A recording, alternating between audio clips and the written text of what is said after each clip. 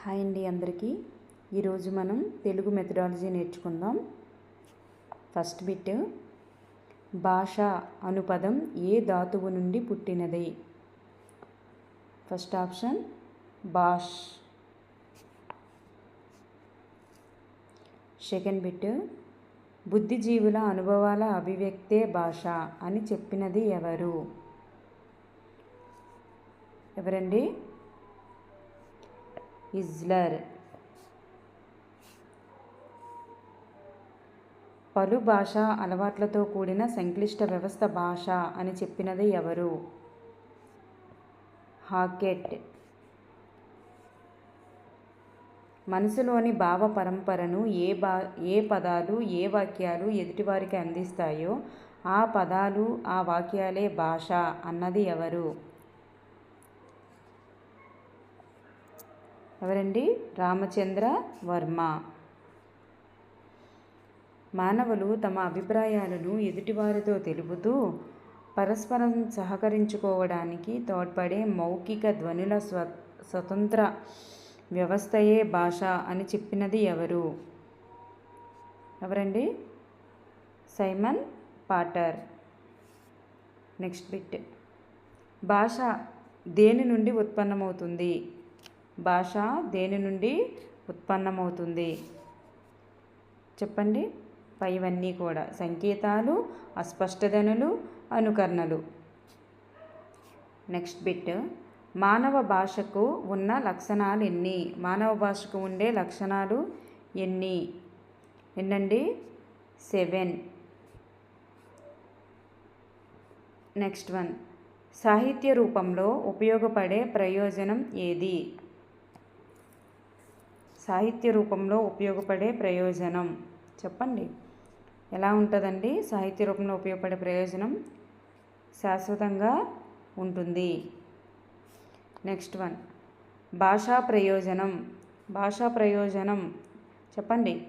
సముచిత మనోవైఖరులు పెంపొందించుకోవడానికి ఉపయోగపడుతుంది. సృజనాత్మకత, అలాగే జాతీయ సమైక్యత, ఇవన్నీ కూడా భాషా ప్రయోజనమే.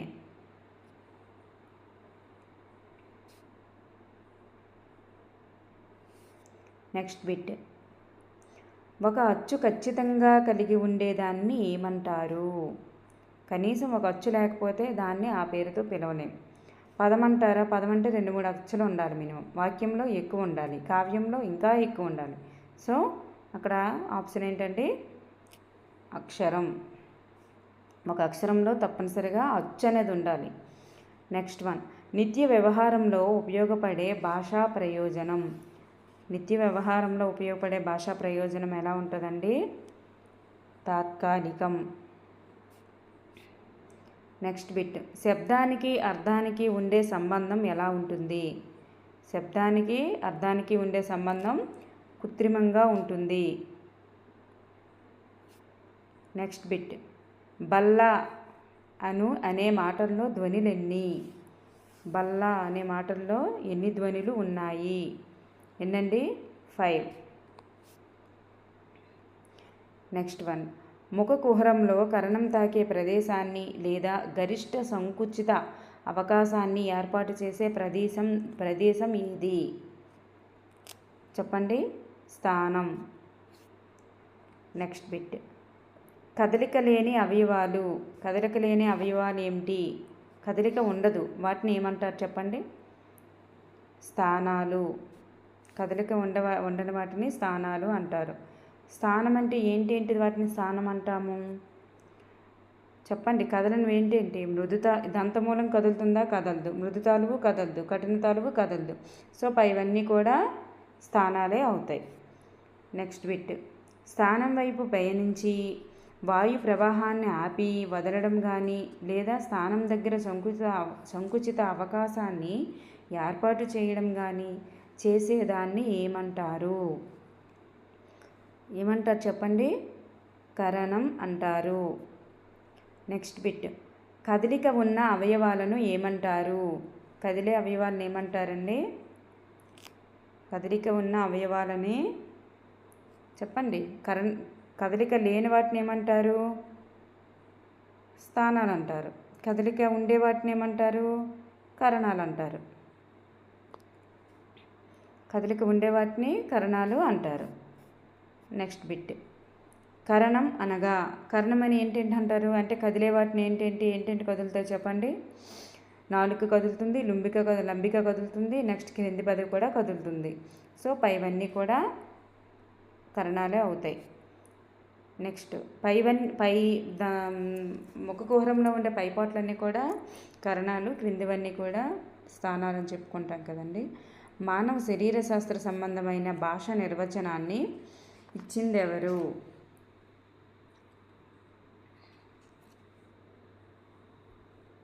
చెప్పండి everyone. Potter. Next bit.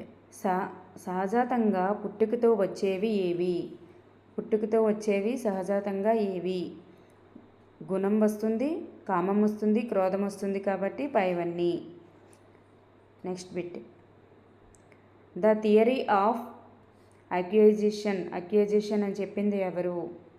The theory of acquisition అని చెప్పింది ఎవరు? ఏ వాదం చెప్పిందండి? సంపాదన వాదం. Next bit. బిహేవియరిజాన్ని ఎవరు చెప్పారు? అనగా ఏంటి? బిహేవియరిజం అంటే అది ఇంగ్లీష్లో ఉంది, తెలుగులో చెప్పండి. ప్రవృత్తి వాదం. Next one. ఇంద్రియాల ద్వారానే జ్ఞానం సంపాదిస్తామని చెప్పే వాదం ఏది?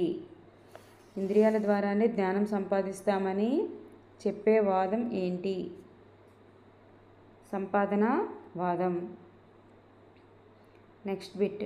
ప్రేరణ స్పందనల మూలాన ఏర్పడే అలవాట్లే జ్ఞానం దీనికి చెప్పింది ఎవరు? ప్రేరణ స్పందనల మూలాన ఏర్పడే అలవాట్లే జ్ఞానం. దీని అర్థం ఏంటి? చెప్పే అర్థం ఏంటి అంటే ఏ వాదం చెప్తుందండి? ఇలా సంపాదన వాదం చెప్తుందంట. Next one. భాష క్రమవిచ్ఛత్తి వాదానుకూలంగానే మానవుడికి ప్రాప్తించింది అని చెప్పే వాదం ఏంటి? భాష క్రమవిచ్ఛత్తి వాదానుకూలంగానే మానవుడికి ప్రాప్తించింది అని చెప్పే వాదం చెప్పండి. క్రమపరిమాణ వాదం. Next one. చామ్స్కీ స్వీకరించిన వాదం స్వతసిద్ధ వాదం. భాష జన్మసిద్ధం అని చెప్పినది ఎవరు? భాష జన్మతః వస్తుందని చెప్పింది ఎవరండి? Chomsky. Next. Over. Thank you అండి ఎవ్రీవన్. హాయ్ అండి అందరికీ కూడా. ఈరోజు మనకి 3వ తరగతి పాఠ్యపుస్తకంలోని కొన్ని బిట్లు చూసుకుందాం. ఇవన్నీ కూడా మీరు ఒకసారి అబ్జర్వ్ చేయండి. చాలా మంచి బిట్లు అండి ఇవి. First one. దాశరథి కృష్ణమాచార్యుని యొక్క స్వీయ చరిత్ర పేరు ఏమిటి? యాత్రా స్మృతి. యుద్ధము శాంతి అనే నవలను రచించినది ఎవరు? Leo Tolstoy. ఐకమత్యం కథలో రైతుకి ఎంతమంది కొడుకులు కలరు? 3. పరమానందయ్య గారి స్నేహితుని పేరు ఏమిటి? మర్యాద చేద్దాం అనే పాఠ్యాంశంలోనండి పేరయ్య. మంచి బాలుడు పాఠ్యాంశం యొక్క ఇతివృత్తం ఏమిటి? సహానుభూతి. ఎవరి కవిత్వాన్ని శ్రీశ్రీ ఇక్సు సముద్రంతో పోల్చారు? దేవులపల్లి వెంకటకృష్ణ శాస్త్రి. షేక్ నాజర్ యొక్క ఆత్మకథ పేరు ఏమిటి? పింజారీ. షేక్ నాజర్ తన ఆత్మకథను తానే చెప్పుకున్నట్లుగా అక్షరీకరించినది ఎవరు? అంగడాల రమణమూర్తి. షేక్ నాజర్ను వాళ్ళ గారపాడు అత్తలు, మామలు, తాత ఏమని పిలిచేవారు? అబ్దుల్ అజీద్. షేక్ నాజర్ చిన్నతనంలో పాఠశాల వార్షికోత్సవం నాడు ప్రదర్శించిన నాటిక పేరేమిటి? ద్రోణ విజయం. ఈ నాటికలో నాజర్ ఏ పాత్ర వేశారు? వేసిన పాత్ర పేరేంటి అంటే ద్రోణాచార్యుడు. బంగారు మొలక పాఠ్యాంశంలో ముసలివానికి మెచ్చుకొని రాజు ఎన్ని బంగారు నాణేలను బహుమతిగా ఇచ్చారు? 25 బంగారు నాణేలు. బంగారు పాపాయి పాఠ్యాంశం యొక్క రచయిత ఎవరు? మంచాల జగన్నాథరావు. నా బాల్యం పాఠ్యాంశం ఏ ప్రక్రియకు చెందినది? ఆత్మకథ. బుద్ధిబలం అనే కథలో సింహం పేరేమిటి? బాసురకం. పంటచేలు అనే పాట రచయిత ఎవరు? పాలగుమ్మి విశ్వనాథం. రాయలసీమ జీవితాన్ని ప్రతిబింబిస్తూ 400కు పైగా కథలు రాసిన రచయిత ఎవరు? మధురాంతకం రాజారాం. జంధ్యాల సుబ్రహ్మణ్య శాస్త్రి దేనిలో నిష్ణాతుడు?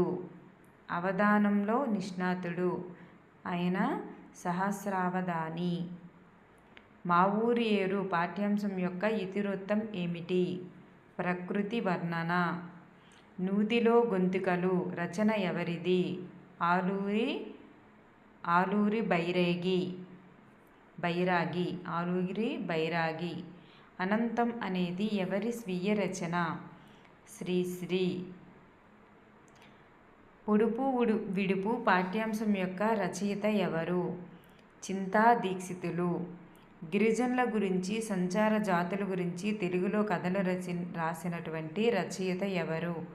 గిరిజనులు, సంచార జాతులు అనగానే మీకు చింతా దీక్షితులు గుర్తుకు వచ్చేయాలి. ఓకేనండి. పొడుపు విడుపు రచించారు ఆయన.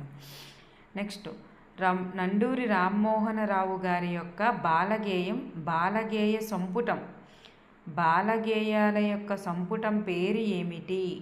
హరివిల్లు. ఆయనకి పిల్లలంటే చాలా ఇష్టం. బాలగేయాల సంపుటం ఏంటండి? హరివిల్లు. తెనాలి రామకృష్ణుని యొక్క మేనమామ గారి ఊరి పేరు ఏమిటి? తెనాలి. తెనాలి అనేది తెనాలి రామకృష్ణుని యొక్క సొంత ఊరు కాదండి. ఆయన పేరెంట్స్ మదర్ అండ్ ఫాదర్ చనిపోయినాక మేనమామ తీసుకొని వెళ్ళిపోయి మేనమామే తనని పెంచి పెద్దవాడిని చేస్తారు, చదివిస్తారు. అందువలన ఆ మేనమామ గారి ఊరి పేరు మాత్రమే ఆయనకి తెనాలి, కాబట్టి తెనాలి రామకృష్ణ అని చెప్పేసి పేరు వచ్చింది. నెక్స్ట్ మేమే మేకపిల్ల పాఠ్యాంశం యొక్క ఇతివృత్తం ఏమిటి? పరస్పర సహకారం. గేయమంజరి అనేది ఎవరి రచన? కందుకూరి వీరభద్రరావు. మేమే మేకపిల్ల పాఠ్యాంశం యొక్క రచయిత పేరు ఏమిటి? ఆర్ శకుంతల. చూడండి, మేమే మేకపిల్ల పాఠ్యాంశం రచయిత ఎవరంటే ఆర్ శకుంతల. గులాబీ తోట అనేది ఎవరి రచన? గులాబీ తోట అనేది దువ్వూరి రామిరెడ్డి గారి రచన. రసోల్లాసము అనేది ఎవరి రచన? రసోల్లాసము అనేది జీవి సుబ్రహ్మణ్యం గారి యొక్క రచన. దిలీప మహారాజు యొక్క కుమారుని పేరు ఏమిటి? రఘు మహారాజు.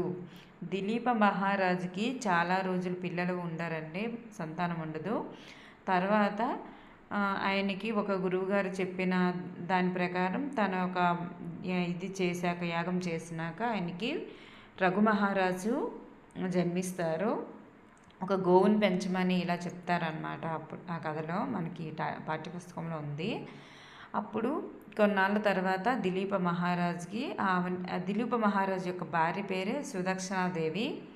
ఆయనకి రఘు మహారాజు అనే వ్యక్తి జన్మిస్తారు. ఈ రఘు మహారాజు ఎవరు అంటే శ్రీరాముని యొక్క వంశానికి చెందిన వ్యక్తి. మనం అంటాం కదండి, శ్రీరాముడు రఘువంశానికి చెందిన వ్యక్తి అని. అలా రఘు మహారాజు యొక్క వంశానికి చెందిన వాళ్ళే మన శ్రీరాముడు. నెక్స్ట్ మేమే మేకపిల్ల పాఠ్యాంశంలో మేమే తన తల్లికి ఎన్నవ సంతానం? 4వ సంతానం. మేమే మేకపిల్ల పాఠ్యాంశంలో మేకపిల్ల యొక్క తల్లి పేరు ఏంటంటే మేమే అండి. తల్లి పేరు మేమే. ఆ తల్లికి పుట్టిన 4వ సంతానం పేరు ఏంటంటే మేమే మేకపిల్ల. సారీ, ఈ ఈ మేకపిల్ల పేరు మేమే అండి. Really sorry. ఈ మేకపిల్ల పేరు మేమే. తన తల్లికి ఎన్నో సంతానం అంటే 4వ సంతానం. ఓకేనండి.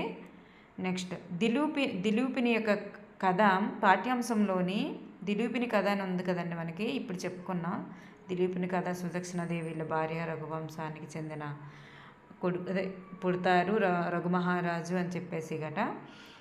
ఈ దిలీపుని యొక్క కథ పాఠ్యాంశంలోని ఆవు ఏమిటి? నందిని. ఆవు పేరు ఏమిటి అంటే నందిని. నెక్స్ట్ తొలి పండగ పాఠ్యాంశం యొక్క ఇతివృత్తం ఏమిటి? సంస్కృతి సాంప్రదాయాలు. నెక్స్ట్ దిలీప మహారాజు యొక్క భార్య పేరు ఏమిటి? సుదక్షిణాదేవి. ఉగాది పచ్చడిలో ఎన్ని రుచులు ఉంటాయి? 6 రుచులు. వాటినే మనం షడ్రుచులు అని అంటాము. దిలీప మహారాజు యొక్క గురువు గారి పేరు ఏమిటి? వశిష్ఠుడు. ఏం పేరండి? వశిష్ఠుడు. ఉగాది పండగను ఏ రోజున మనం జరుపుకుంటాము? చైత్రశుద్ధ పాడ్యమి నాడు. తొలి పండగ పాఠ్యాంశం యొక్క ప్రక్రియ ఏమిటి? కథనం. తొలి పండుగ పాఠ్యాంశం యొక్క ప్రక్రియ కథనం. అందాల తోటలో అనే పాటని రచించినది ఎవరు? మనకి ప్రతి పాఠ్యాంశం వెనక పాట అనేది ఇవ్వబడుతుంది. ఈ మాసపు పాట ఇవ్వబడుతుంది, ఈ మాసపు కథ కూడా ఇవ్వబడుతుందండి. ఈ అందాల తోటలో అనే పాటను ఎవరు రచించారు అంటే కస్తూరి నరసింహమూర్తి. పాపాయి సిరులు అనే గేయ సంపుటిని ఎవరు రచించారు? రచించినది ఎవరు అంటే కస్తూరి నరసింహమూర్తి. పాపాయి సిరులు అనే గేయ సంపుటిని రచించడం జరిగినది. నెక్స్ట్ 3వ తరగతి తెలుగు పాఠ్యపుస్తకం యొక్క కవర్ పేజీ అట్టపైన ముందు వైపున ఎవరు ఉన్నారు? వారు ఏం చేస్తున్నారు? ఒక పాపాయి, ఒక అమ్మాయి పాపాయి లేదా అమ్మాయి, నెక్స్ట్ ఒక అబ్బాయి ఉన్నారు. నెక్స్ట్ వీళ్ళిద్దరూ కూడా స్కిప్పింగ్ అంటే త్రాడుతో దాటవేయుట అనే ఆటను ఆడుతున్నారు. నెక్స్ట్ ఒక సింహం ఉంది. నెక్స్ట్ ఒక కోతి కూడా ఉంది. ఎవరెవరు ఉన్నారంటే నలుగురు పాత్రధారులు ఉన్నారండి. ఒక పాపాయి, ఒక అబ్బాయి, ఒక సింహం, ఒక కోతి ఉన్నారనమాట. నాలుగు ఉన్నాయి, కనిపిస్తున్నాయి. 3వ తరగతి పాఠ్యపుస్తకాన్ని ఎవరు పంపిణీ చేస్తారు? సమగ్ర శిక్షా అభియాన్. చూడండి, ఈ ఎవరు పంపిణీ చేస్తారంటే సమగ్ర శిక్ష ఆంధ్రప్రదేశ్ ప్రభుత్వం అని చెప్పి ఇవ్వడం జరిగింది. సమగ్ర శిక్షా అభియాన్ SSA వాళ్ళు మనకి పంపిణీ చేస్తారు. నెక్స్ట్ ఈ 3వ తరగతి పాఠ్యపుస్తకాన్ని ఎవరు పంపిణీ చేస్తారు అంటే సర్వశిక్ష అభియాన్. నెక్స్ట్ ఈ 3వ తరగతి పాఠ్యపుస్తకం వెనక వైపు కవర్ పేజ్ పైన లేదా అట్ట మీద ఏముంది అంటే ఒక నెమలి ఉంది. భారత రాజ్యాంగము ప్రాథమిక బాధ్యతల గురించి తెలియజేసే అధికరణ ఏది? అధికరణం 51A. 3వ తరగతి పాఠ్యపుస్తకాన్ని అందించే పాఠశాల విద్యాశాఖ ఏది? సమగ్ర శిక్ష అభియాన్. ఓకేనండి. నెక్స్ట్ గేయాలు, రచయితలు. వందే మాతరం బంకించంద్ర చటర్జీ. మా తెలుగు తల్లి శంకరాంబాడి సుందరాచారి. జాతీయ గీతం రవీంద్రనాథ్ ఠాగూర్. ప్రతిజ్ఞ పైడిమర్రి వెంకట సుబ్బారావు గారు. మీకు 3వ తరగతి పాఠ్యపుస్తకాన్ని ముందుగా మనకి ముందు మాట, ఉపాధ్యాయులకు సూచనలు, విద్యార్థులకు సూచనలు అని ఇవ్వబడ్డాయి కదండి 3 పేజీలు. ఆ పేజెస్ నుండి ఎలాంటి బిట్లు రాబోతున్నాయని నేను ఇలాగే నోట్స్ రాసి బిట్లన్నీ ఒక దగ్గర తయారు చేసి మీకు వీడియో ఆల్రెడీ ఇచ్చానండి. అది మీరు ఒకసారి చూసుకోండి. ముందు మాట, ఉపాధ్యాయులకు సూచనలు, విద్యార్థులకు సూచనలు, ఈ 3 కూడా ఒక వీడియోకి చేసి ప్రతి బిట్టు ఎలా వస్తుంది ఆ బిట్లన్నీ కూడా మీకు వీడియో రూపంలో అందించానండి. అవసరమైన వాళ్ళు చూడండి. Thank you everyone. నచ్చితే లైక్ చేయండి, సబ్స్క్రైబ్ చేయండి. Thank you.